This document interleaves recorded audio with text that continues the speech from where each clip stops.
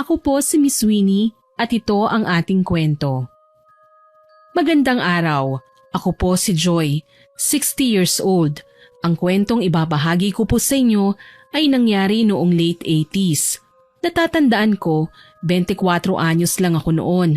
Masaya ang aming pamilya sa kabila ng katotohanang kami ay mahirap lamang. Ang aking ina ay simpleng magbubukid sa munting lupang aming sinasaka. Yumauna ang aking ama. Nag-iisa lang akong anak, pero pala kaibigan naman ako. Sa katunayan nga niyan, marami akong naging malapit sa akin noon. Ang naging pagkakamali ko lang, nakipaglapit ako sa mga taong hindi ko akalaing may lihim palang kasamaan na itinatago. Noong dalaga pa ako, nakapagtrabaho ako sa Maynila, isang sales lady. Dati hindi pa ganun kahigpit ang mga establishment sa paghahanap ng empleyado. Kahit high school ka lang, tatanggapin ka kagad nila. Basta honest lang at mapagkakatiwalaan. Magkasama kami ng aking best friend na si Via. Bata lang siya sa akin ng ilang taon. Mabait naman siya, medyo pikon at maraming nililihim sa akin. Nagulat nga ako nang minsang umuwi siya sa tinutuluyan naming bahay na may kasamang lalaki. Wala siyang nagawa kundi ipakilala ang binata sa akin. Joy, ikaw ha? Ang dami mong tinatago sa akin. Pati ba naman ang gwapong nilalang na nasa harapan ko, balak mo pang itago? Aba, Joy, tumigil ka nga dyan ha. Ang lalaking pinapantasya mo ay boyfriend ko. Kaya pwede ba, magpakabait ka naman? Kung hindi ba naman kita mahuhuli, talagang hindi mo sasabihin sa akin no? Nakakatampo ka ha? Bakit ko naman sasabihin sa'yo? Chismosa ka. Masakit ka na ngayon magsalita Ano, talagang pinagmamalaki mo yung boyfriend mo? Ipakilala mo nga ako. Huwag mong ipagdamot kahit ang pangalan niya. Baliw ka talaga. O siya, sige na. Joel, babe, siya nga pala si Joy, matali kong kaibigan. Joy, si Joel nga pala, boyfriend ko. Hi Joel, ako nga pala si Joy, ang kaibigan ni Via. Kapag ayaw mo na sa kanya, sa akin ka naman ha? Binatukan ako ni Via na ikinagulat ko. Aray, ang sakit nun Dapat lang yan sa'yo no, gaga ka kasi. Che, maghihiwalay din kayo. Sabi ko tsaka ako tumalikod sa kanilang dalawa. Ang totoo niyan, attracted na po ako kay Joel. Unang sulyap ko pa lang sa kanya.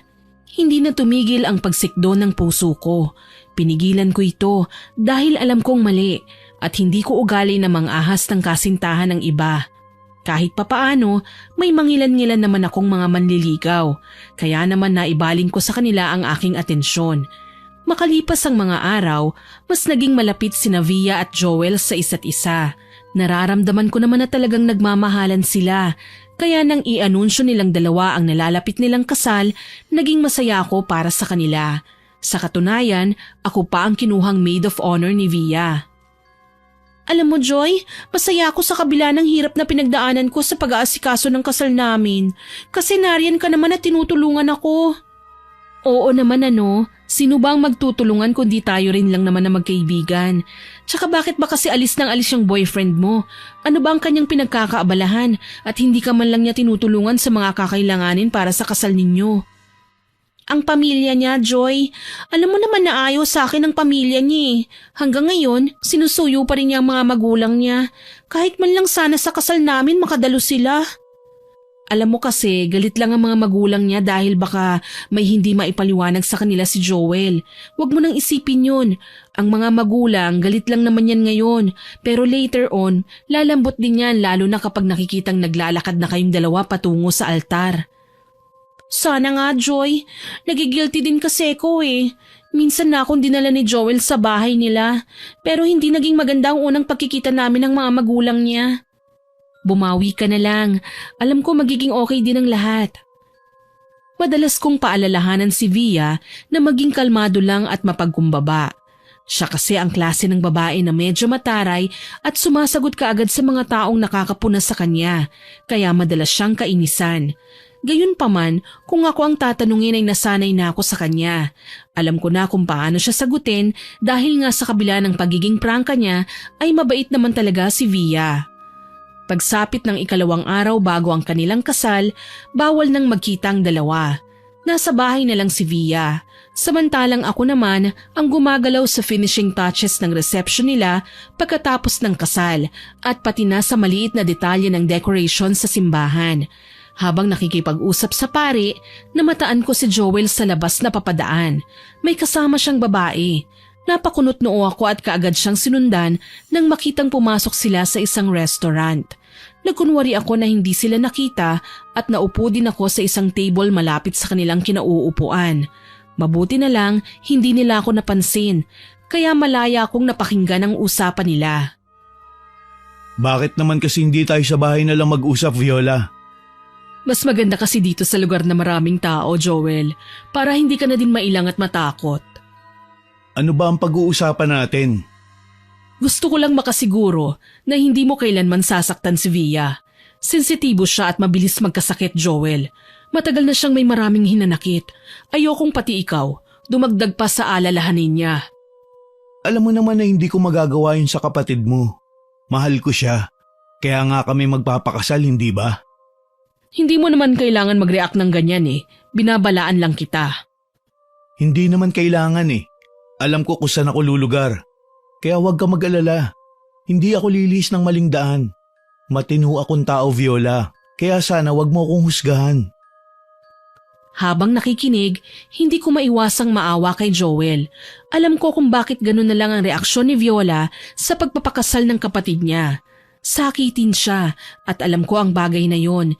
Hindi man sinasabi sa akin ng aking kaibigan, napapansin ko ito dahil palagi kaming magkasama. Marami siyang gamot na iniinom na sa tuwing inaatake siya ng hirap sa paghinga ay napapakalma siya nito. Ayoko namang itanong kay Via ang tungkol doon dahil mukha siyang sensitibo. Ayaw niyang pag-usapan ng tungkol sa mga bagay na may kinalaman sa kahinaan niya. Ganun pa man, nirespeto ko ang naging pag-uusap nila. Wala akong karapatang makialam. Ayaw kong maging dahilan para mag-away sina Via at Viola. Kinabukasan, naidaos naman ng maayos ang kasal nila Via at Joel. Hindi nga lang dumating ang mga magulang ni Joel na naging dahilan ng maraming bulong-bulungan sa reception. At ang problema pa doon, naririnig sila ng aking kaibigan. Nang magpunta siya sa CR, kaagad ko siyang sinundan. Via, okay ka lang ba? Hindi ako okay, Joy. Masama ang pakiramdam ko. Tungkol ba ito sa mga narinig mo? Naku, wag mo na silang pansinin, okay? Nakikikain lang naman ang mga yan kasi maraming handa. Ayoko mang pansinin. Apektado pa rin ako eh. Talagang pinakita ng mama at papa ni Joel na hindi pa rin nila ako tanggap. Para ba naman sa maliit kong pagkakamali, pinagdurusan nila ako? Ano ba kasi ang ginawa mo? Sa pagkakataong ito, hindi na nakapagsalita si Via. Tila naumid ang dila niya. Halata naman na iniiwasan niyang makorner ko sa kahit na anong tanong. Wala din akong nagawa ng magpaalam siyang mauuna na sa labas kaya napatango na lamang ako. Simple lamang ang kasal ng aking kaibigan pero masaya na rin ako kahit papaano. At least malalagay na siya sa tahimik. Kaso lang mukhang nagkamali ako. Nabanggit ko nga na magkasama kami ni Via sa iisang bahay. Pagkatapos ng kanilang kasal, doon sila tumuloy sa halip na sa parents ni Joel. Wala akong nagawa kundi ang pagbigyan sila. Okay pa ang una hanggang 2 linggong pagsasama nila, kaso lang pagsapit ng ikatlo, nagsisimula na silang hindi magkaintindihan. May mga bagay silang pinagtatalunan na sa tingin ko ay mababaw lang naman ang dahilan. Pero si Via, pinalalaki niya ang problema. Ang hilig pa niyang pagbuhatan ng kamay si Joel. Palibhasa, hindi siya ginagantihan ng lalaki. Ang bawat pagnanais nitong magdahilan ay idadaan na lamang sa panunuyo. Isang araw, pag uwi ko galing sa trabaho, naabutan ko sila na nagtatalo na naman. Lintik na buhay naman to, oo? Bakit pa kasi ayaw mo akong imbitahan sa inyo? Siguro may iba kang pinupormahan, ano? Ha? Sumagot ka! Via naman, abala na nga ako sa pagtatrabaho. Isisingit mo pa yung pagdududa mo na wala namang katotohanan. Huwag ka nang magdahilan! Alam kong pinagtatakpan mo lang ang mga magulang mo!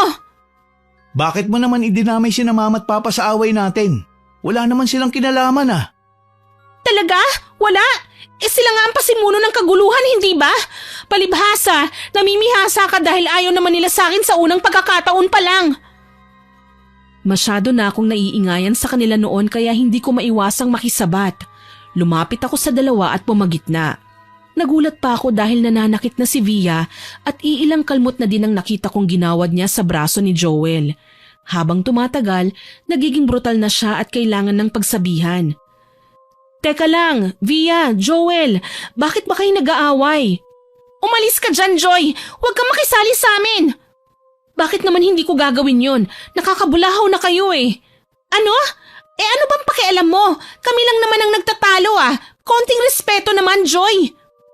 Dahil sa sinabi sa akin ni Via, uminit ang ulo ko. Ang kalmado kong boses kanina, nagsisimula ng tumaas. Respeto? Hindi ba dapat kayo ang magbigay niyan sa akin? Baka nakakalimutan mo, Via. Nakatira din ako sa bahay na ito, pero mas maingay kayo sa akin eh. Alam mo, Joy, ang hirap mong pakisamahan. Gaano ba kahirap yung magdemand man lang ako ng konting privacy para sa aming mag-asawa? Privacy mong mukha mo. Sa ingay niyong yan, kahit sino talagang magagalit sa inyo. Naririnig na nga yata ng buong bayan ng pagtatalo niyo eh. Konting kahihiyan naman pwede. Bulyaw ko sabay balibag sa pinto ng sala. Agaran akong lumabas ng bahay dahil pakiwari ko, hindi ako makahinga sa labis na stress na dulot nila.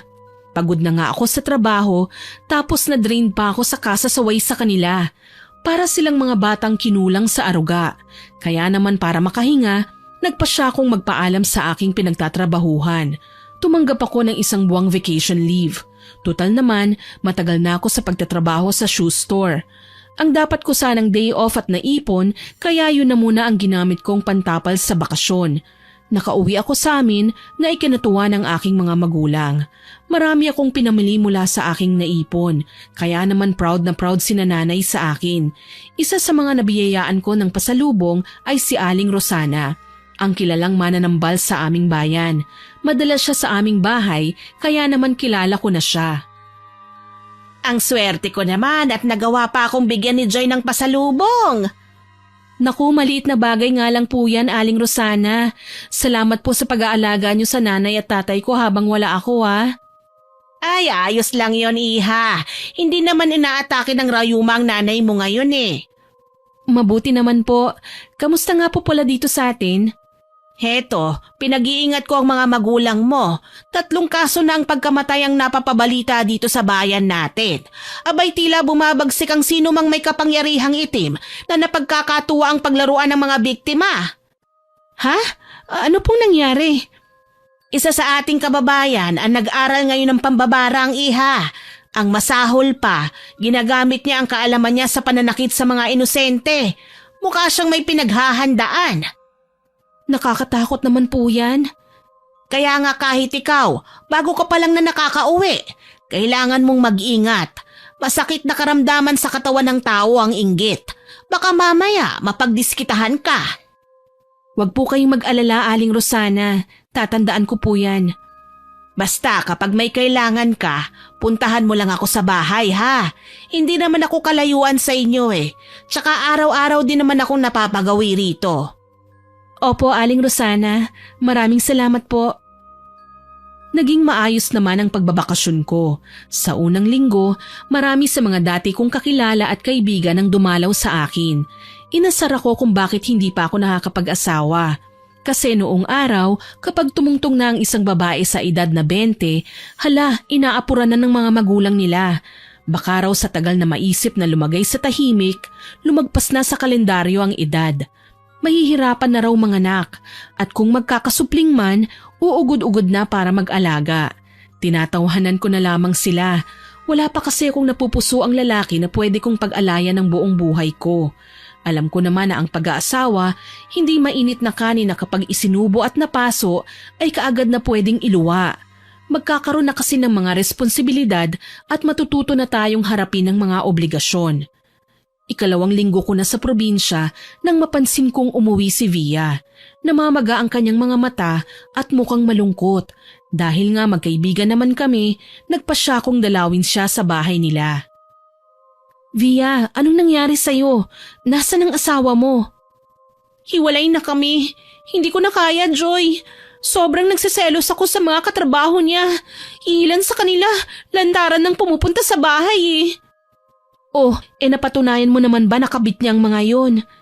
Hindi. Kaso lang, dumating ang nanay ni Joel Nakialam sa away namin ng anak niya. Hindi ko kinayang mga masasakit na sinabi niya sa akin, kaya kami ang nagkasagutan. Hindi ko naman sinasadyang itulak sa hagdan ng nanay niya, Joy. Galit na galit sa akin ngayon si Joel. Siya na mismo ang nakipaghiwalay sa akin. Wala akong magawa. May kasalanan kasi ko. Bakit mo naman kasi tinulak? Dapat kinokontrol mo ang galit mo. Sabihin mo kay Joel ang dahilan. Alam mo kasi, problema na din natin yan Dati pa. Hindi mo sinasabi sa akin na nagagalit ka na pala, na naiirita ka. Paano ako mag-a-adjust sa ugali ko kung ayaw mong sabihin sa akin ang mga hindi mo gusto? Nakikita mo naman sa reactions ko yon, hindi ba? Via, malalaki na tayo. Maging mature naman tayo sa mga bagay na ganito. Kaya kayo hindi nagkakaintindihan ng asawa mo Kasi nga palaging mainit ang mga ulo nyo. Ewan ko, Joy. Mamamatay lang ako sa sama ng loob kapag nakipagtalo pa ako kay Joel. Total, hiwalay na rin naman kami. Hayaan na lang natin yun. Wala akong nagawa kundi irespeto na lamang ang desisyon ni Via. Siya naman kasi ang may problema Alam kong siya rin lang ang makakasolusyon nun. Ang kaso lang, hindi na niya naayos pa ang tungkol kay Joel. Nabalitaan ko na lang, umuwi na si Joel sa bahay nila at bumalik sa pagiging buhay binata. Hindi ko naman siya masisisi. May kasalanan din talaga ang kaibigan ko. Hindi na bumalik si Via sa Maynila. Kaya naman nasolo ko na ang bahay. Medyo malaki na rin ang sweldo ko, kaya naman napromote ako sa mas mataas pang posisyon sa shoe store. Kaya ko nang bayaran ng buong upa ng bahay at hindi na nahihirapan pa. Medyo matagal din na hindi ko nakita si Joel hanggang sa isang araw nabalitaan ko ulit na may kinakasama ng iba si Via. Taga-amin rin lang, kaso barumbado at palaging bugbog sarado si Via. Makalipas lang ang isang buwan, nalaman naming namatay ang lalaki sa hindi malamang dahilan. Dahil kaibigan ko si Via, umuwi ako sa probinsya para makiramay. Hindi ko nga inaasahan na makikipagkita sa akin si Joel para lang sumama. Oh, Joel, napasyal ka dito sa tindahan namin Ano, bibili ka ba ng sapatos? Naku, hindi. Actually, sinadya lang talaga kita. Nabalitaan ko kasi nangyari sa kinakasama ni Via Bala ko sanang pumunta para makiramay. Kinakasama ang term namin sa mga taong may bago ng asawa noon. Hindi pa kasi uso ang annulment, kaya lahat ng nagpapakasal hindi magagawang maghiwalay ng legal. Kahit may iba nang nagsisilbing asawa ang babae o lalaki, mananatili sa babae ang apelyido ng unang lalaking kanyang pinakasalan. Hanggang sa pagsasama sa iisang bubong na lamang ang magagawa nila. Depende na din kung hindi sila sampahan ng kaso ng legal na asawa o mister. Ngumiti na lamang ako sa tinura ni Joel. Talaga? Ang bait mo namang ex? Nakikiramay ka pa talaga sa babaeng nakipaghiwalay sa'yo Hindi naman sa ganun. Ang totoo niyan, nagtatampo pa rin ako kay Via. Nadisgrasya ang nanay ko dahil sa kanya. Buti na nga lang hindi napuruhan Nakakalungkot lang isipin na nagawa pa niya talagang saktan ng nanay ko dahil lang sa wala namang katuturang pagsiselos niya. Pasensya na, hindi ako dapat na nagtanong. Ayos lang, matagal na din naman yun Almost a year na din. Saka siguro, nakapag-move on na sa akin si Via. Nakipag-live-in na siya sa iba, hindi ba? Sa bagay, kung sino pa ang sobra kong magselos, siya pa ang naunang maghanap ng iba. So, paano ba? Sasama ako sa iyo sa probinsya nyo? Huwag kang mag-alala. Ililibre kita ng pamasahe. Aba, galante So, paano ba? Sasama ako sa iyo sa probinsya nyo? Huwag kang mag-alala. Ililibre kita ng pamasahe. Tumawa lang si Joel bilang sagot sa aking sinabi. Ito ang isa sa mga katangian na sinayang ni Via sa kanyang unang asawa. Ang yaman. Mula sa maperang angkan si Joel, may matatag na trabaho ang kanyang mga magulang, maliban pa yon sa mangilan-ngilan nilang negosyong naipundar. Sa ngayon, isa ng retired army ang tatay ni Joel. Si Ma'am Asuncion naman, ang nanay niya, isang pediatrician. May sarili pang klinik sa tapat ng bahay nila. Ang nakakatuwa pa, kadalasan sa nagiging suki niya ay ang mga sikat na artista sa telebisyon na may mga anak na batang dinadala kagad sa klinik niya kapag may mga problema sa kalusugan. Uy, papayag ka na ba? Ha? Tulala ka na naman. Ang sabi ko, okay lang ba sa'yo na sumama ako sa probinsya nyo? Libre ko naman ang pamasahe mo eh. Oo ba? Hindi ako tatanggi, no? Sayang naman ang libre. Ang ipapamasahe ko ay maiipon ko na lang. Sige, susunduin kita bukas ng umaga ha. Sige, huwag ka masyadong malate ha. 6:00 ang unang trip ng bus pabiyahe sa amin. Tumango si Joel at nagpasalamat sa akin. Kinaumagahan nga, sinundo ako ng lalaki at magkasama kaming sumakay ng bus pauwi ng Albay. Medyo mahaba din ang biyahe, kaya nakatulog ako at hindi na malaya na nakasandal na ako sa balikat ni Joel. Nasa Legazpi na kami nang gisingin niya ako. Pupungas-pungas akong gumising at natigilan ng makitang nakatunghay ang lalaki sa akin. Bigla akong nailang. Nariyan na naman ang kakaibang atraksyon na pilit umuusbong sa aking dibdib. Pilit ko itong iwinaksi.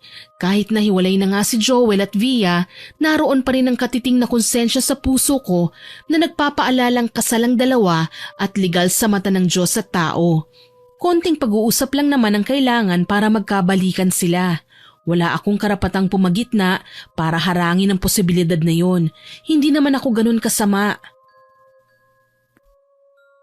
Makikiusap sana ako. Kung pwede, pagdating sa bahay nyo muna ako manuluyan. Ayos lang ba? Joel, hindi magandang tingnan yon. Asawa mo pa rin si Via. Ano na lang ang sasabihin nila? Alam mong hiwalay na kami. Saka bakit sa kanila ako matutulog? Naroon ang yumaon niyang kinakasama. Saka tayong dalawa naman na magkasamang pumunta rito bilang mga kaibigan niya. Alam mong selosa si Via, hindi ba? Kung talagang selosa siya, bakit mas nauna pa siya nag-asawa kaysa sa akin? Alam mo Joel, nauubusan na ako ng mga irarason sa'yo eh. Pakiramdam ko, pinaglalaruan mo lang kami eh. Alam mong hindi ko magagawa yun. Dahil sa mga sinabi ni Joel, huminga na lamang ako ng malalim. Wala akong magagawa kung yun talaga ang gusto niya. Nandito na siya sa amin eh. Nakakahiya naman kung ipagtabuyan ko siya sa asawa niya. Baka masira lang ang lamay na dapat ay dadaluhan namin. Ipinakilala ko siya sa aking nanay.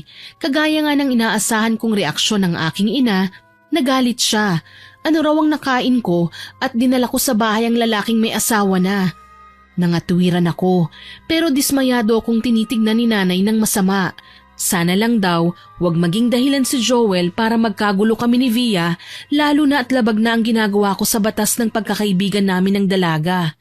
Hinarap ko si Joel at humingi sa kanya ng paumanhin. Pasensya ka na Joel ha, hindi ko kasi alam na ganito ang magiging reaksyon ni nanay eh. Akala ko maiintindihan niya ako.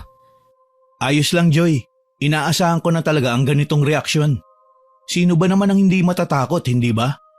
Siyempre alam ng nanay mo na may asawa na ako, tapos kaibigan mo pa. Kahit naman ako, ganito din ang magiging reaksyon kung sakali man. Hindi naman kita sinisisi sa mga nangyari sa inyo ni Via, kasi problema niyo yun eh. Ang akin lang, tama naman talaga si nanay eh, kahit masakit aminin. Masama talaga ang ginawa kong pagdala sa'yo dito sa bahay. Hayaan mo na sila, wala naman tayong ginagawang masama eh. Sa bagay, basta makikiramay lang ako. Ikaw ba, kapag napuntahan mo na siya sa kanila, mananatili ka? Naku, hindi pa ako sigurado dyan. Alam mo naman na hindi pa kami nagkakausap pagkatapos ng huling pagtatalo namin, hindi ba? Kausapin mo siya, Joel. Sayang naman ang pinagsamahan niyo. Hindi sumagot sa akin si Joel, pero alam ko, napapaisip din siya sa aking mga sinabi. Sayang naman talaga, lalo na at bubuo na sana sila ng pamilya. Nang dahil lang sa walang katuturang pagtatalo, nasira ang pagsasama nila. Kinahapunan, magkasama nga kaming nagtungo sa bahay ni Via. Nasa kabaong ang kanyang yumaong kinakasama. Binabantayan ang iilan sa mga kaanak ng lalaki. Si Via naman, nadatnan namin sa kusina. Puro pasa, malungkot ang mga mata. Nilapitan ko siya at tinapik sa balikat. Via? Joy? Nandito ka na pala. Balita ko kasama mo si Joel. Ah, oo. Kasama ko siya. Nagpumilit eh. Kayo na ba? Ha? Hindi no? Magsisinungaling ka pa. Alam ko naman na matagal mo na siyang gusto. Via, ganyan na ba kasama ang tingin mo sa akin? Hindi ko ugaling mang-agaw ng pagmamayari ng iba. Alam mo yan. Hindi na kita kilala sa ngayon, Joy. Hindi ko alam kung nagsasabi ka pa ba ng totoo o niloloko mo lang ako. Ano bang sinasabi mo? Nilalandi mo ang asawa ko. Yun ang malinaw. Teka lang, nagpunta ako rito para makiramay ha. Hindi para sirain ang pagluluksa mo. Pati ba naman ang pagsabay sa akin ni Joel minasama mo? Nakiusap lang sa akin yung tao. Sinungaling! Sa labis kong pagkagulat, nanlisik ang mga mata ni Via. Malisyosa niya akong tinitigan. Sakto naman na dumating din si Joel kaya tumikhim ako at pilit pa ring pinakakalma ang aking sarili kahit nagsisimula ng uminit ang aking ulo. Condolence, Via. Joel, bakit ngayon ka lang dumating? Matagal na kitang hinihintay na sumunod sa akin. Noon pang umalis ako sa bahay. Hindi ko naman sinasadya ang pagkakatulak ko kay mama eh. Naririnig mo ba ang sinasabi mo, Via? Paano ako susunod sa'yo? Sinaktan mo ang nanay ko. Galit ako sa'yo noon. Pagkatapos nalaman ko may kinakasama ka na.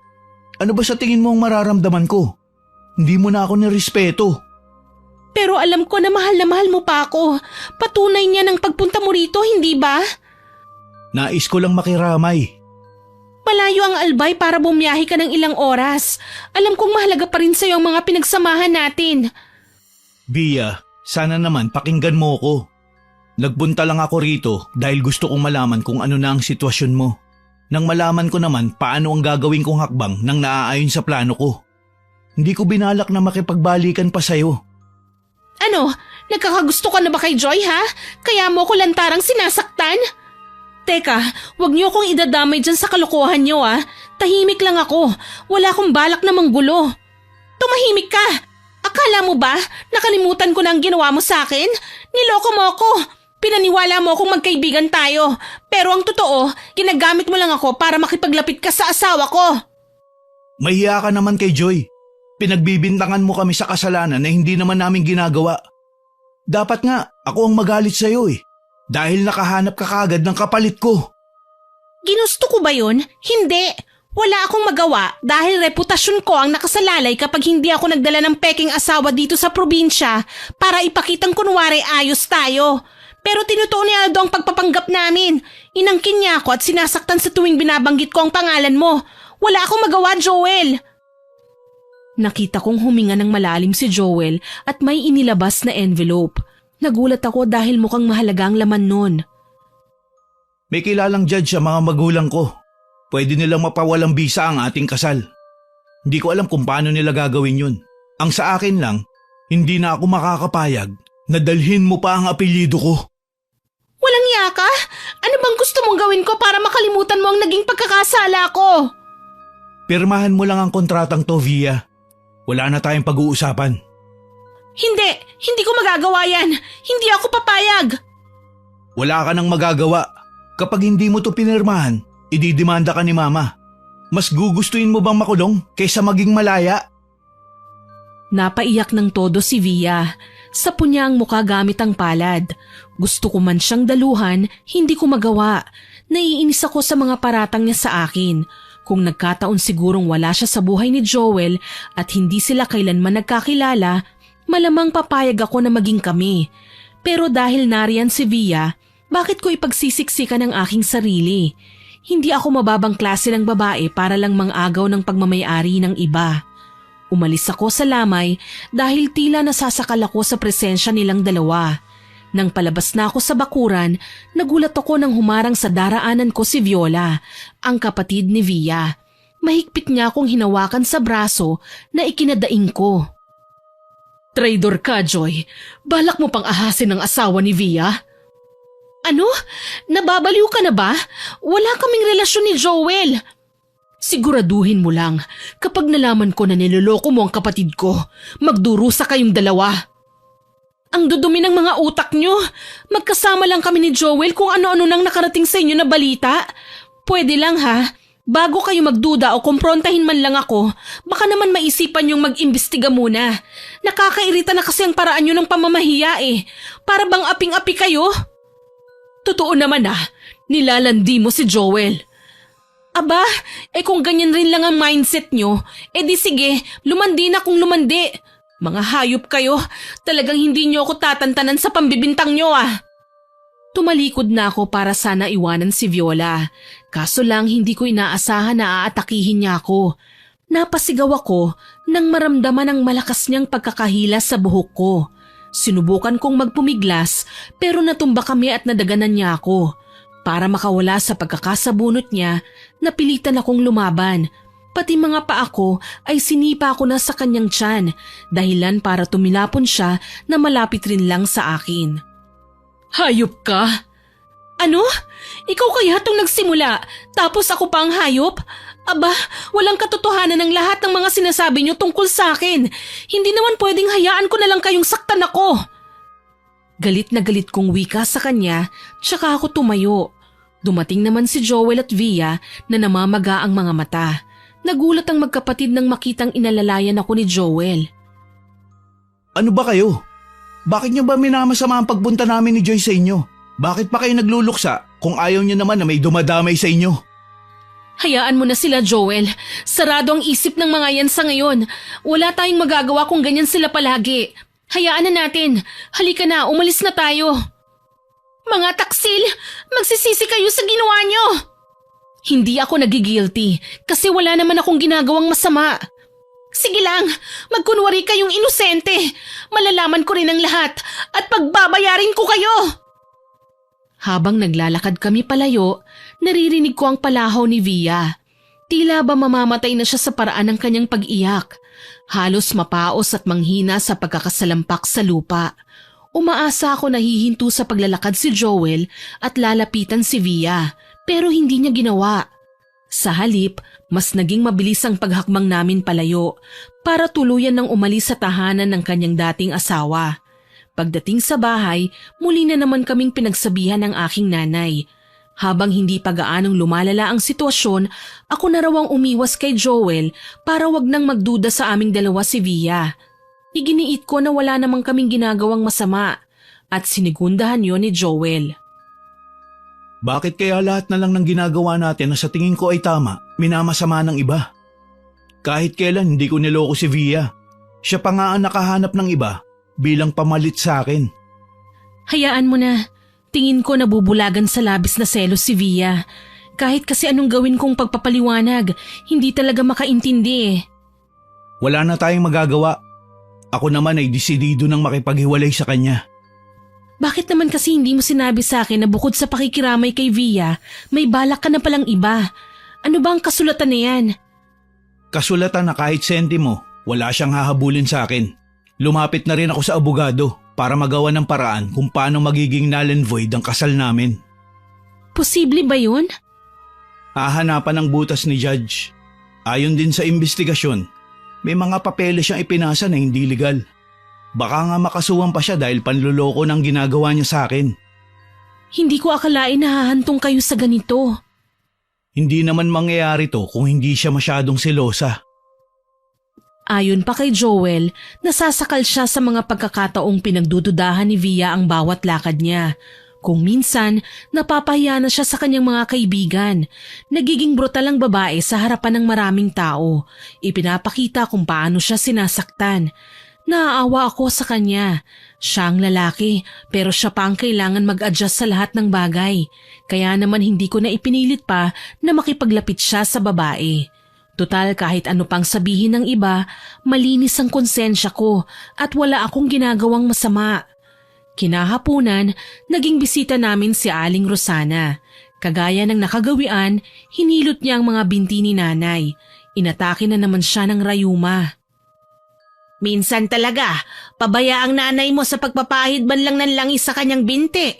Sana man lang, huwag niyang kalimutan maglagay ng gamot at baka lumala pa ang kanyang karamdaman.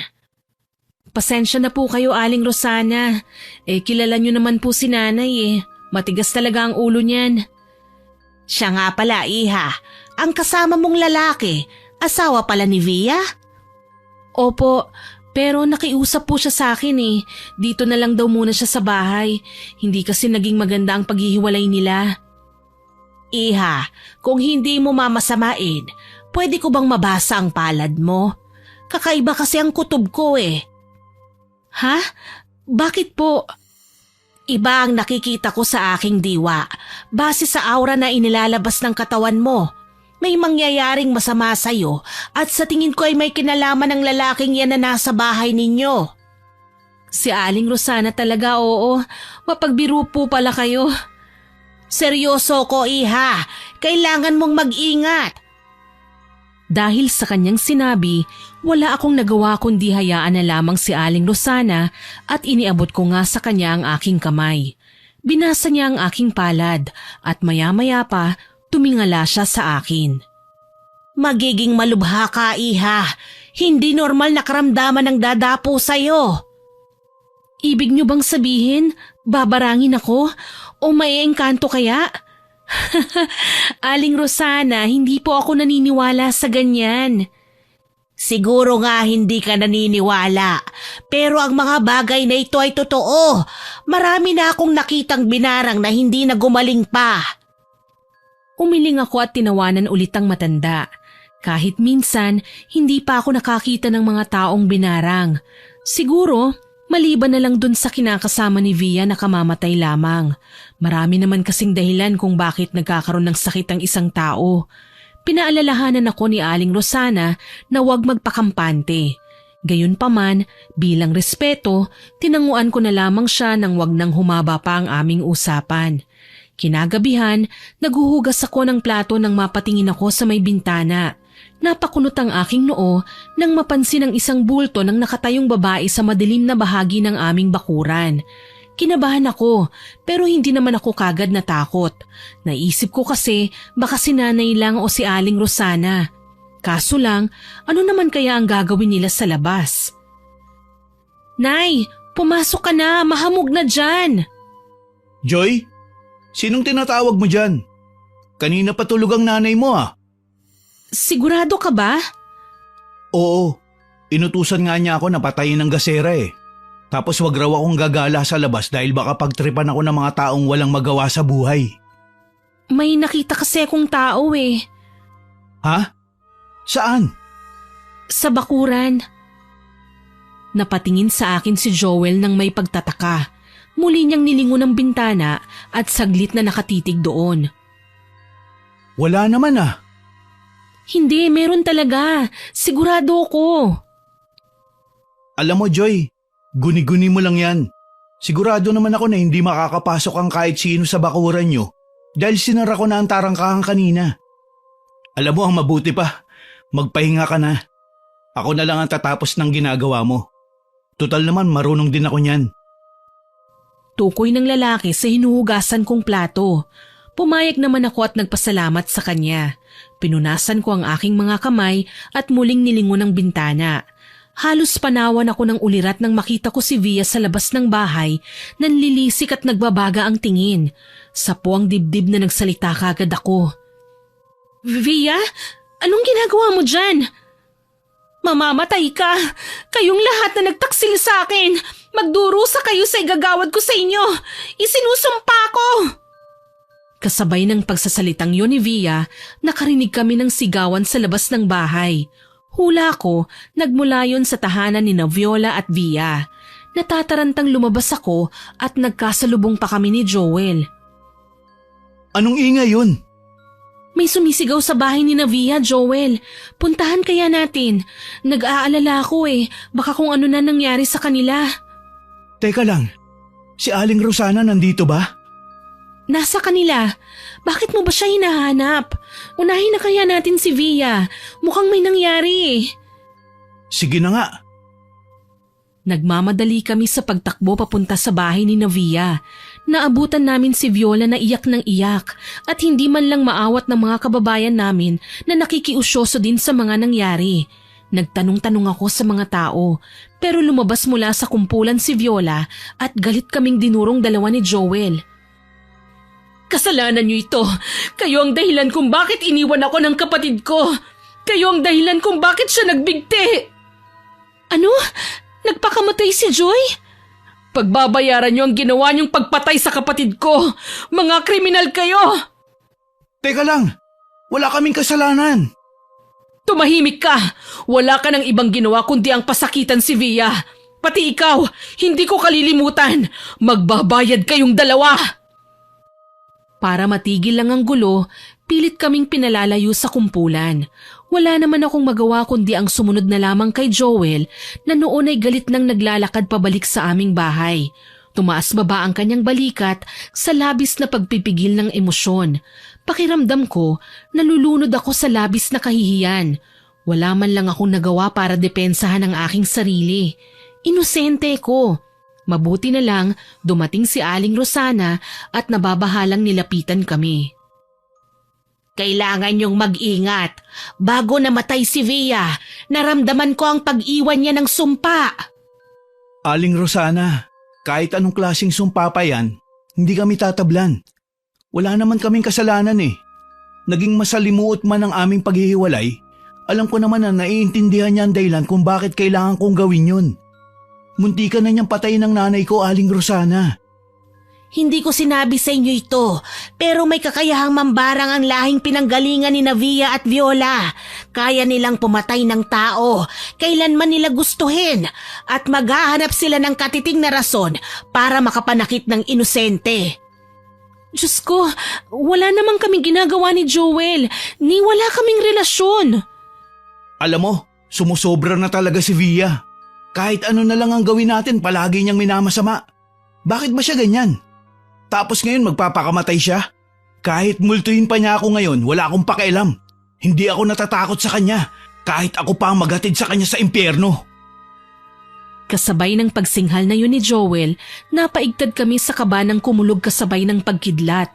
Humangin ng malakas at basta na lang nahulog ang nakasabit naming salamin sa dingding, kaya nabasag ito na ikinatakot namin. Maging si Aling Rosana ay kabadong napaatras, kaya naman nagtataka akong nagtanong sa kanya kung ano ang nangyari. Aling Rosana, ano pong nangyayari? Nagsisimula na ang paghihiganti niya, Joy.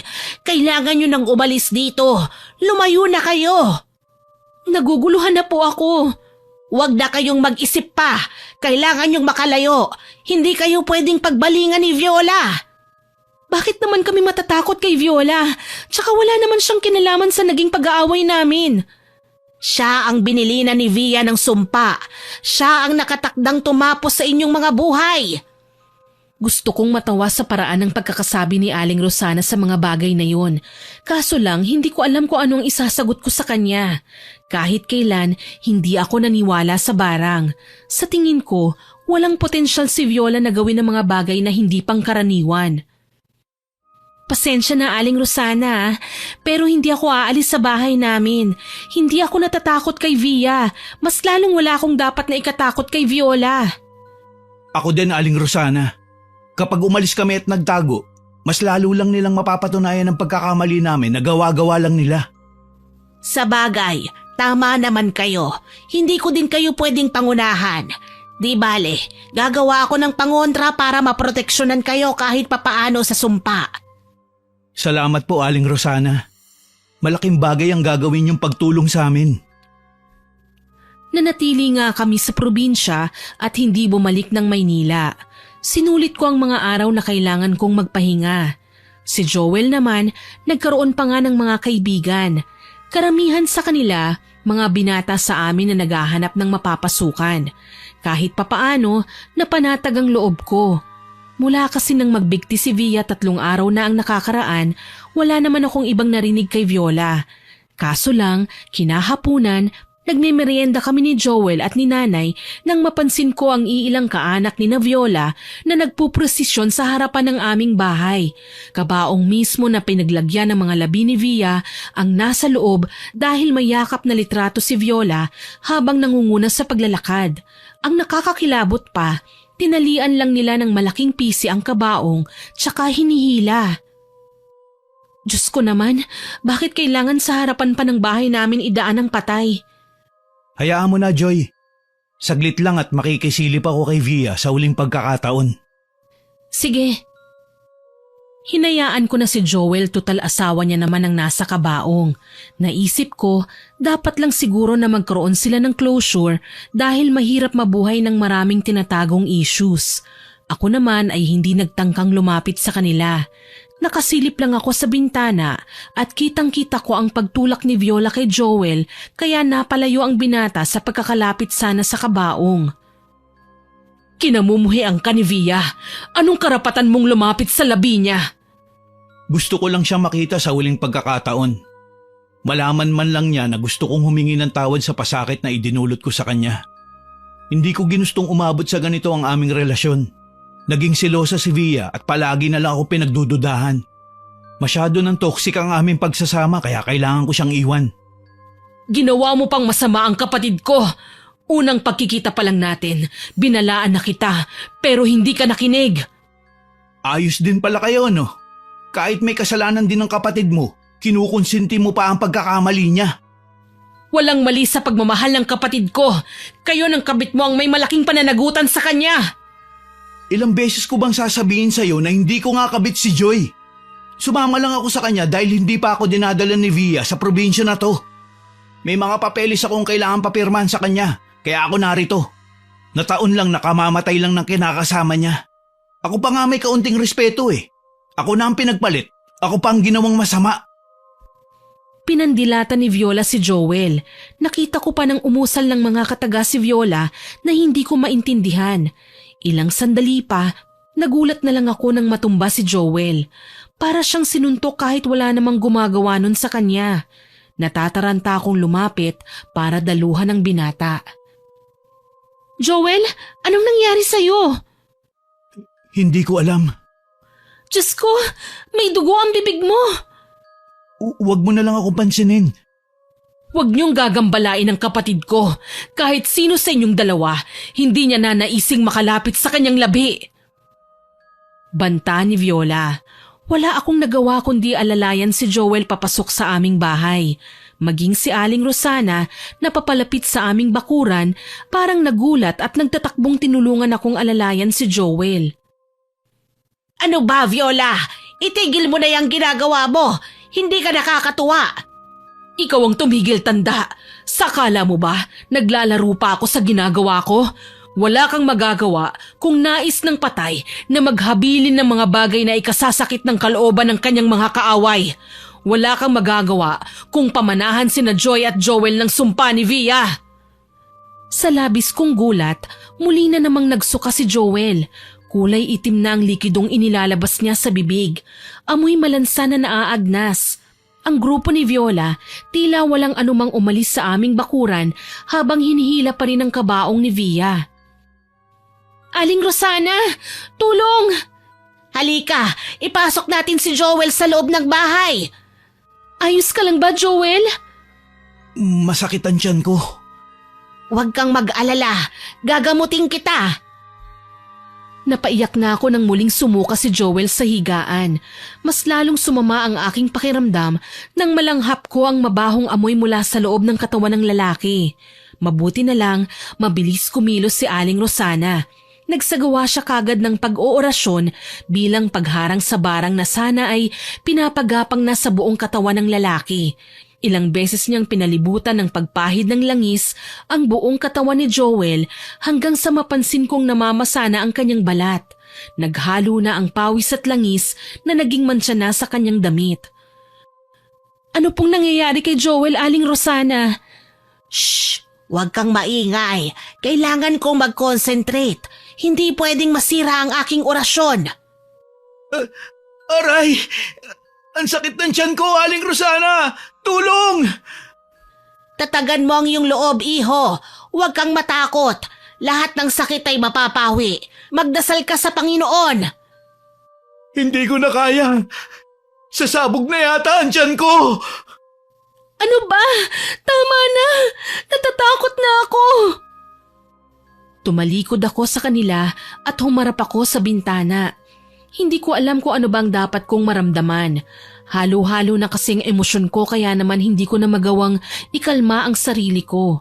Iilang minuto na akong nakatayo sa may sala nang maningkit ang mga mata ko sa natanaw sa labas. Hindi ako makapaniwala sa nakikita ko. Si Via, nanlilisik pa din at mabalasik na nakatingin sa akin. Isang nakabibinging sigaw ang aking pinakawalan na ikinataranta ni Aling Rosana. Bakit? Anong nangyari? Nakita ko po si Via. Wala naman ah. Nagsasabi po ako ng totoo. Nakita ko talaga si Via sa labas. Isang masamang pangitain yan kung ganon. Ano pong ibig niyong sabihin? May dilubyong darating sa inyong buhay. Mga trahedyang hindi pa sigurado kung makakaligtas kayo. Natakot ako sa sinabi sa akin ni Aling Rosana. Totoong sinabi ko sa kanya na hindi ako naniniwala sa barang. Pero ng mga sandaling ito, parang gusto ko nang bawiin ang sinabi ko. Sa nakikita ko ngayon kay Joel, tila ba may ginagawa na nga na hindi maganda si Viola sa amin. Hindi ko lang alam kung sa paanong paraan pero alam kong ikamamatay namin. Mabuti na lang muli akong kinalabit ni Aling Rosana. Okay na ang kasama mo. Huwag muna kayong lalabas at kailangan ko pang mangalap ng tamang pangontrang gagamitin ko para maitaboy ang karamdaman na dumapo sa kaibigan mo. Maraming salamat po, Aling Rosana. Sadyang maruming mag-isip ang tao. Kahit hindi nyo ginagawa, talagang pagbibintangan nila kayo. Pero lagi nyong tatandaan, hindi naman kayo palaging talo. Hindi kayo palaging inaapi. Ang mahalaga, magpakatotoo kayo at alam nyong wala kayong kasalanan sa kanila. Kung minsan nga po, gusto ko nang totohanin ang bintang nila eh. Nakakasawa ng tumanggi. Palagi na lang kaming ginagawa ng masama. Ganyan talaga, Joy. Ang mga mata ng tao, bagamat hindi naman lahat, ay kadalasang makikitid ang isip. Kaya mas mainam na umiwas na lang kayo bago pa may mangyaring hindi maganda. Naiintindihan ko po. Wika ko at nagpasalamat kay Aling Rosana. Binigyan niya ako ng mga langis na pwede kong ipahid sa aking katawan para maprotektahan ang aking sarili sa iilang pagtatangka ng barang at para bumalik sa may gawa ang karamdaman. Para lubos pa kaming malayo sa gulo at banta ni Viola, pinili na lang namin na bumalik ng Maynila. Nagpaalam ako kay nanay at sinabing babalik ako kapag kailangan ko ng tulong ni Aling Rosana. Magkasama kami ni Joel na bumalik sa syudad. Pero simula noon, hindi na kami napalayo sa isa't isa. Joy, maraming salamat nga pala sa ginawa mong pag-alalay sa akin habang nasa Albay tayo. Walang anuman, Joel. Huwag mo na ding isipin yon. Kahit sino naman na malagay sa sitwasyon mo ay talagang tutulungan ko.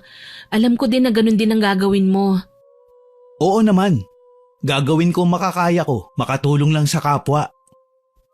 Simula noon, nakaramdam na ako ng kakaiba para kay Joel. Yung sinasabi kong atraksyon nung una pa lang, naging paghanga na. Alam kong sa pagkakataong ito, hindi ko na maiiwasan pa ang pana ni Cupido. Malinaw na tinamaan na ako kay Joel. Ipinakita niya sa akin ang lahat ng kabutihang meron siya. Sino ba naman ang hindi mahuhulog sa kanya? Kalaunan, ang pagiging magkaibigan lang namin ay naging mas malapit pa. Hanggang sa magulat na lang ako nang ligawan niya ako at magtapat siya ng pagtingin sa akin. Nung mga sandaling yun, wala nang gumagambala sa amin. Hindi na nagpaparamdam pa si Via. Hindi na din ako nababahala sa mga banta ni Viola. Para sa akin, parte na lang yun ng isang masamang panaginip. Walang pag-aalinlangan na sinagot ko siya. Hindi nga namin maipaliwanag ang labis na tuwa namin. Para kaming nakatagpo ng paraiso para sa aming dalawa. 8 buwan na namin mula nang mamatay si Via nang alukin na ako ni Joel na magpakasal. Hindi ako tumanggi. Sinama niya ako sa kanyang pamilya. Maraming salamat, love. Napakabuti mo. Tuwang-tuwa si na mama sa'yo. Kalug ka raw at interesado sa lahat ng sinasabi nila. Talaga namang interesting ang mga topics namin kanina eh. Biro mo, umabot na sila sa husgado ng babaeng pinaanak niya kasi nagkapalit daw ang mga sanggol ng 2 babae. Pero nang ipa-DNA test nila, nag-match. Ibig sabihin, anak niya talaga ang batang tinatanggi niya. Alam mo naman si mama. Kapag alam niyang nasa katwiran siya, talagang lumalaban. Maselan sa mga nagiging girlfriends ko si mama eh. Nagulat nga ako nang mag-click kayong dalawa. Ibig sabihin gusto ka din niya. Wala namang katangian ng mama mo na kailangan kong kainisan eh. Isa pa, ako ang sasabit sa pamilya nyo. Siyempre, kailangan kong magpakumbaba. Love, wag mong sabihin yan. Hindi ka lang basta sabit sa pamilya namin. Magiging miyembro ka na. Kaya wag na wag mong ilalayo ang sarili mo dahil mahal na mahal ka namin. Hindi ko alam kung anong sasabihin ko, love. Kapag naaalala ko ang nangyari noon, nakukonsensya ako eh. Dapat tayong makonsensya kung buhay pa si Via ay tayo na.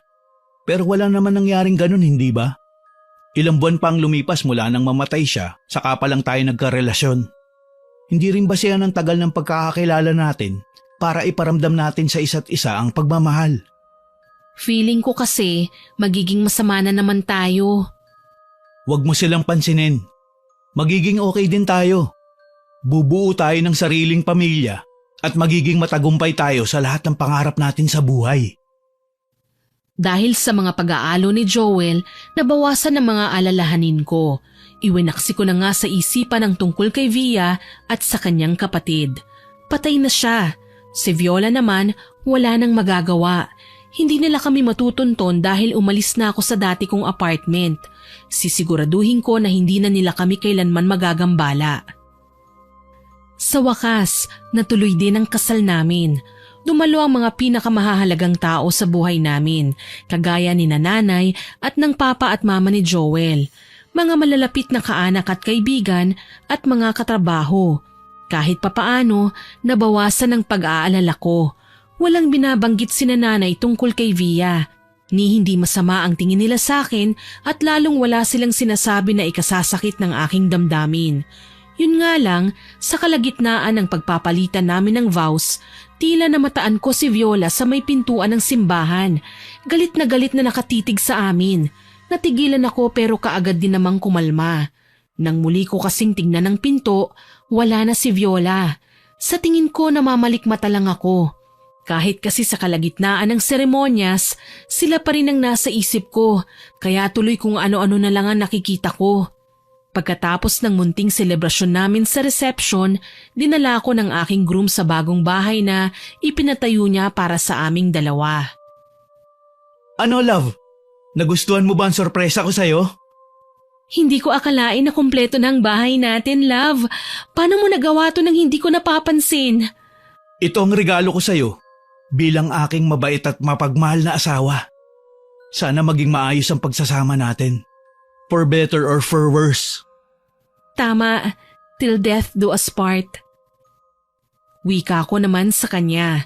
Natawa pa kami dahil inulit lang namin ang vows namin kanina sa simbahan. Naging maayos naman ang pananatili namin sa bahay. Sa katunayan, mas nasasanay na ako sa pagiging isang misis. Aalis si Joel sa umaga para magtrabaho, sasaluhan naman ako sa hapunan pagka-uwi niya galing sa opisina. Madalang kaming magtalo. Kapag nagkakaproblema kasi kami, magkasama din naming ginagawa ng solusyon. 3 buwan ang matuling lumipas. Bumangon ako na masama ang pakiramdam. Inalalayan ako ni Joel kaya nang makarating ako sa banyo, nagsuka na ako ng todo. Ayos ka lang ba, love? Nag-aalala ako sa'yo. Baka kung ano na yan. Magpa-check up ka na kaya? Ayos lang naman ako, love. Medyo umiikot lang ang paningin ko. Basta mamaya magbihis ka. Pasasamahan kita kay mama. Sige. Kinatanghalian nga, dumating si mama, ang nanay ni Joel sa bahay. Sinabi niya sa akin na sasamahan daw niya ako sa klinik para magpa-check up. Tumango na lang ako dahil sa sobrang sama na talaga ng pakiramdam ko. Kaso nga lang, kung kailan aalis na kami, muli na naman akong nagsuka. Nagdududa ngunit nakangising tinanong ako ni mama kung kailan ako huling dinatnan. Sumagot ako at napagtantong 3 months ago na pala yun. Imbis na sa klinik, sa kaibigan niyang doktor na espesyalista sa mga buntis kami nagpunta. Napag-alaman kong buntis ako at magkakaanak na kami ni Joel. Napaiyak ako sa labis na tuwa. Hindi ko akalain na sa wakas, magbubunga na din ang aming pagmamahalan. Napakaraming do's and don'ts ng mama ni Joel pero lahat ng yon nakahanda akong sundin. Para naman sa baby namin yon eh. Natutuwa pang ibinalita ni mama ang tungkol sa pagdadalang tao ko kaya naman maaga palang kinahapunan umuwi na si Joel. Love, totoo ba? Magiging tatay na ako? Oo, magiging tatay ka na, love. Diyos ko, natupad na rin sa wakas sa matagal ko ng pinapangarap. Natin, love. Pangarap nating dalawa. Ang anak natin ang magsisilbing liwanag na maghahatid sa atin sa tunay na kaligayahan. Niyakap ako ni Joel ng kay higpit. Nag-iyakan kaming dalawa. Sa dami ng aming pinagdaanan, tunay nga na may katiwasayan pagkatapos ng kasawian. Tuwang ibinalita ko din sa aking ina ang tungkol sa pinagbubuntis ko. Inimbitan niya kami ng aking mister na umuwi muna sa Albay na pinaunlakan namin. Pagsapit ng Sabado, natagpuan ko na ang aking sarili na binabaybay ng mga paa ang aming bakuran. Sa harapan ng bahay, nakapark ang kotse habang si Joel naman hinahakot ang dala naming gamit. Siya namang paglapit ni Aling Rosana na noon ay tuwang yumakap sa akin. Kumusta ka na, iha? Ang tagal mong hindi nakabalik ka. Tama po kayo, Aling Rosana. Alam niyo naman na nag-iingat lang kami, kagaya ng sinabi niyo. Alam ko yon. Ang hindi lang ako sigurado ay kung mapapanatag ba kayo sa ibabalita ko. Ha? Bakit po? Ano bang sasabihin ninyo? Wala na si Viola sa bahay nila. Ilang buwan na ding hindi bumabalik. Hindi ko nga alam kung buhay pa ba o patay na eh. Talaga po ba? Kawawa naman siya. Dinamdam niya talaga ng husto ang pagkamatay ni Via. Kumusta na kayo ng asawa mo? Wala na ba kayong nararamdamang masama sa katawan ninyo? Wala naman po, Aling Rosana. Ayoko na ding mag-alala ng kagaya sa nangyari kay Joel noon. Hindi na niya pwedeng maranasan yun ngayon. Huwag kang mag-alala. Narito pa rin naman ako. Nakahanda akong tulungan kayo laban kay Viola. Maraming salamat po, Aling Rosana. Halika, pumasok muna po tayo sa loob.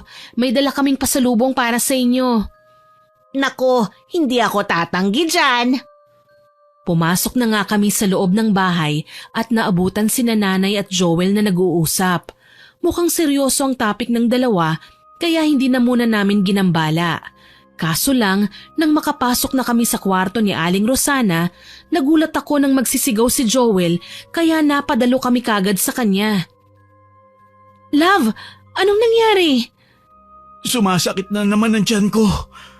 Mas matindi pa sa una. Hindi ko maipaliwanag. Aling Rosana, ano pong nangyayari sa asawa ko? Huwag kang mataranta. Hindi ko kayo pababayaan. Sige, kumuha ka ng palanggana.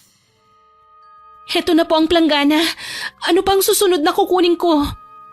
Kandila, asin, at lagyan mo ng tubig ang planggana. Nagmamadali ko namang kinuhang mga bagay na pinangalanan ni Aling Rosana. Kinikilabutan na ako sa labis na takot. Hindi ko alam kung anong mangyayari pagkatapos nito. Ang alam ko lang, kailangan ni Joel ng tulong at hindi ako papayag na mapahamak siya. Pinahiga ni Aling Rosana si Joel sa papag at doon na tinawas. Hinayaan ko siyang aali-aligid sa sala habang nag-oorasyon ng hindi namin maipaliwanag na lengguwahe. Ilang sandali pa, nagsuka na si Joel. Nagulat ako dahil hindi ko na maipaliwanag ang mga itsura ng insektong lumalabas sa kanyang bibig. Para bang may bahayan na sa loob ng tiyan niya kung saan doon nagtatago ang mga insekto. Napaiyak ako sa labis na takot. Diyos ko, kagagawa na naman ba ito ni Viola? Joy, iha, may kaldero ba kayong hindi ginagamit? Mukhang meron po. Bakit po? Kailangan ko yon. Dalhin mo rito. Heto na po, Aling Rosana. Ano po ang gagawin natin dito? Tunawin mo ang kandila dyan. Tumalima ako sa sinabi niya. Tinunaw ko nga ang malaking kandila at pinakinggan ang susunod na iuutos niya. Ayon sa ginang, ihulma ko raw na manika ang kandila na ginawa ko naman. Isipin ko lang kung ano ang aking mga takot at mahuhulma ko na raw ang itsura ng taong nagbibigay sa amin ng karamdaman. Nang matapos ako, gayon na lang ang pagsisigaw ko nang makilala si Viola sa hulma ng kandila. Diyos ko, bakit si Viola ang lumalabas sa hulma ng kandila? Siya ang nambarang sa asawa mo, iha. Ang masaklap pa, mukhang papatayin niya si Joel kapag hindi na agapan. Hindi ako papayag. Lalaban kami. Kailangan kong tulungan ang asawa ko. Sabihin niyo sa akin kung ano ang gagawin ko, Aling Rosana. Dalhin mo ang kandilang ito sa libingan ni Via, iha. Naniniwala ako na may gamit si Joel na kasamang nilibing ng kanyang unang asawa. Hindi mo na mahuhukay ang labi, pero may magagawa pa tayo. Ang kandilang ito, ipatong mo sa krus na nakalagay sa ibabaw ng puntod ni Via. Sindihan mo ito doon. Sa paraang yun, magagawa mong bawiin ang sumpa na ibinigay ni Viola sa asawa mo. Kinakabahan ako, Aling Rosana. Huwag kang kabahan, iha. Kakampi natin ang Panginoon. Hindi nila tayo matatalo dahil lalamunin sila ng liwanag. Pinapangako ko, babalikan ko si Joel. Magandang balita na ang dadalhin ko sa kanya. Habang pinaplano namin ni Aling Rosana ang gagawin, may ibinigay siya sa akin. Buntot pagi na may orasyon at dugo ng albularyong manunugis ng mambabarang. Ang mga kagaya raw ni Viola ay parang alagad lang daw ng dilim. Natatakot din sila sa mga pangontra.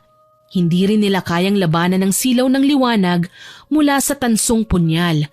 Nabubulag ang mga mambabarang kaya ingat na ingat sila na huwag makatitig sa mga kagaya nun. Higit sa lahat, hindi kaibigan ng mambabarang ang asin. Napapaso din sila at nasasaktan kapag natatamaan. Mas lalong lumakas ang loob kong harapin si Viola, lalo na at nakita kong kay labis na lumalala na ang kalagayan ni Joel. Kumulubot ang kanyang balat kapag namamawis ng todo, para siyang natutuyot at nauubusan ng tubig sa katawan. Sabi pa ni Aling Rosana, kapag natutuyo na nga raw ang katawan ni Joel, ay posible nang mamatay ang aking asawa. Kahit ano gagawin ko, Aling Rosana, kahit isakripisyo ko pang buhay ko. Walang mangyayaring ganon, iha. Magtiwala lang tayo sa Panginoon. Tatandaan ko po ang lahat ng sinabi niyo. Naiintindihan ko. Sige, humayo ka na at ako nang bahala sa iyong asawa. Pipigilan ko ang pambabarang sa kanya ni Viola na huwag kumalat sa kanyang katawan ng kamandag ng sumpa ng dating asawa niya. Ginamit ni Via si Viola para maghiganti. Pangako, babalik ako. Pero hindi ako uuwing bigo. Umalis na nga ako matapos bigyan ng basbas ni Aling Rosana. Binigyan niya din ako ng pangontra para walang sino man sa mga nilalang sa dilim ang magtangkang lumapit sa akin. Gusto pa nga sanang sumama ni nanay pero sinabi ko sa kanya na kaya ko na ang sarili ko. Hindi naman ako papayag na mapahamak. Pagdating sa sementeryo, nagulat ako nang makitang kay dilim sa puntod ni Via. Mukhang simula nang mamatay ang babae ay wala man lang ni isa sa mga kaanak niya ang dumalaw. Dali-dali kong pinuwesto ang tinunaw na kandila sa ibabaw ng krus ng puntod ni Via. Matagumpay ko itong naipatong, kaya inilabas ko naman ang posporo para sana sindihan ang kandila. Kaso lang, nagulat ako nang magliwanag ang buong paligid, naliliwanagan sa nakapalibot na kandilang may sindi. Ano, nagulat ba kita? Kumusta ka na, Joy? Ang traidor ng aking pinakamamahal na kapatid. Hindi ako traidor. Hindi nga ba? Ano kaya ang dapat kong itawag sa'yo? Siguro pangalanan na lang kitang mga agaw o kabit. Kasi diyan ka naman magaling eh. Sa pakikisawsaw sa relasyong hindi naman dapat sa'yo. Si Via ang dapat na nasa kalagayan mo ngayon. Siya sana ang may masayang pamilya, ang magkakaanak, ang buhay pa. Kayo ni Joel ang dapat na mamatay. Nananaginip ng gising ang kapatid mo, Viola. Nasa kanya na si Joel noon, pero anong ginawa niya? Sinaktan niya ang asawa ko. Ipinahiya. Sinakal sa mga bagay na ayaw niya. Sino ka para husgahan si Via? Walang iya kayo, mga manloloko. Kayo ang manloloko. Tapusin na natin to. Talaga, tatapusin na natin ito. Pero bago ka, papatayin ko muna ang asawa mo! Palademonyong umisi si Viola at inilabas ang manika na nagre-representa kay Joel. Walang habas niya itong tinusok-tusok gamit ang karayom. Impit akong sumigaw dahil alam kong nasasaktan na sa mga panahong ito si Joel. Ilang sandali pa, kumuha ng garapon si Viola at ipinasok ang manika ni Joel doon. Tinabi pa ng babae ang larawan ni Via at binuhusan ng isang garapong puno ng langgam. Nagsisigaw naman ako sa labis na galit. Pakiwari ko nga, napapaos na ako sa aking ginagawa. Gayunpaman, hindi ako sumuko. Sinindihan ko ang kandila na nagre-representa naman kay Viola. Gayon na lang ang pagsisigaw ng dalaga, tsaka nang gigigil na tinapunan ako ng tingin.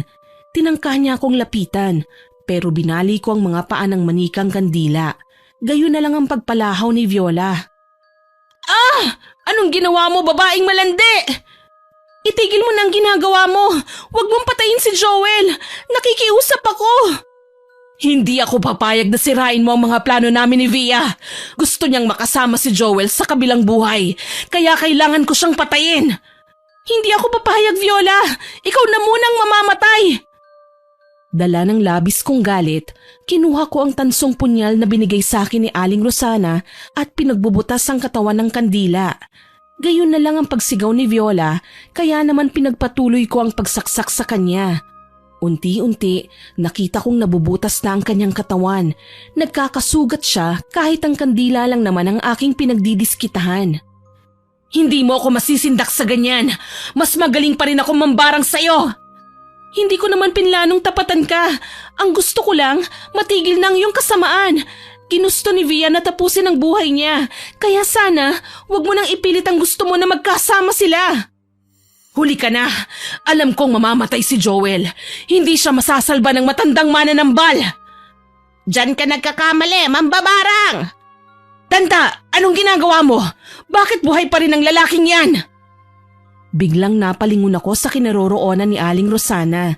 Nakita ko si Joel na iika-ika man ay nagawa pa ring lumapit sa akin. Wala na ang makulubot niyang balat. Mukhang nagawang pigilan ni Aling Rosana ang sumpa. Sa halip, si Viola ang nagkaroon nun na gayon na lang ang pagkataranta ng dalaga. Hayop ka, Rosana! Anong ginawa mo sa akin? Ginawa ko lang ang nararapat na ganti para sa'yo. Itigil mo na ang panggugulo sa mag-asawang ito. Maayos na ang buhay nila. Pinili ng kapatid mo ang maging miserable ang buhay niya. Kaya problema na niya kung bakit siya namatay. Napapapikit na lang ang aking mga mata nang si Aling Rosana na ang magmaniobra sa kandila. Nakita kong pinagbabaling niya ito tsaka tinunaw sa apoy at nakamamanghaman na nakakakilabot, ganun din ang nangyari kay Viola. Mas masahol pa nga siya sa kandila na nalusaw at nabasa sa asido dahil sa kanyang itsura. Hindi na nga siya nakabangon kaya naman gayon na lamang ang aking pagyakap kay Joel. Huwag ka nang matakot, love. Hindi niya na tayo masasaktan. Alam kong matatapos na ang ating paghihirap. Hindi kita pababayaan. Nabarang niya man ako ay hindi ako magpapatalo sa kanya. Alagad lang siya ng dilim. Tayo naman ay alagad at mga anak ng Panginoon.